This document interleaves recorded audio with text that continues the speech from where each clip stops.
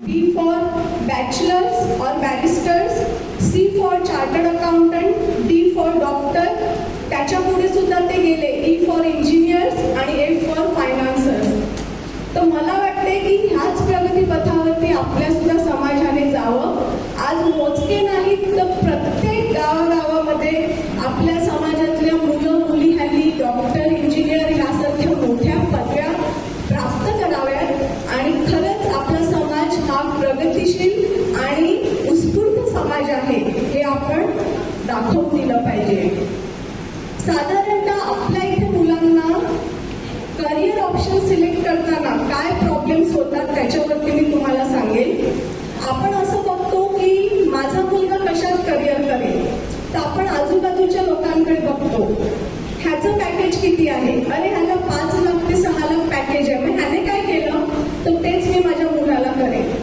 आपण ह्याच्यामध्ये ना मुलांचा इंटरेस्ट किंवा मुलांची टॅलेंट कशात आहे तिकडे लक्ष देत नाही. ज्या मुलाने केलेलं आहे त्या मुलाच्या जोडीला आपण आपल्या मुलांना न्यायचा प्रयत्न करतो. पण इथे मी पालकांना सुद्धा आणि मुलांना सुद्धा एक गोष्ट प्रामुख्याने सांगेन की तुम्ही तुमचा इंटरेस्ट ओळखा. तुमचा इंटरेस्ट, तुमचं जे इनबॉर्न टॅलेंट आहे ते जर तुम्ही जेवढ्या लवकर ओळखलं तेवढ्या लवकर तुम्ही त्याच्यामध्ये व्यवस्थित करिअर करू शकता. आज आपण म्हणतो की AI खूप इमर्जिंग करिअर आहे, AI ला रोबोटिक्सला खूप स्कोप आहे.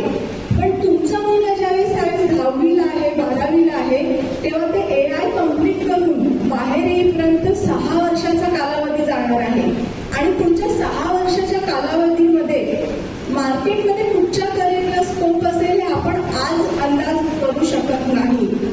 आणि म्हणून आपल्याला हे करणं खूप गरजेचं आहे. ज्या विषयामध्ये मुलांना इंटरेस्ट आहे, त्यांना आवड आहे, त्या विषयामध्ये त्यांना त्यांचं करिअर करून द्या.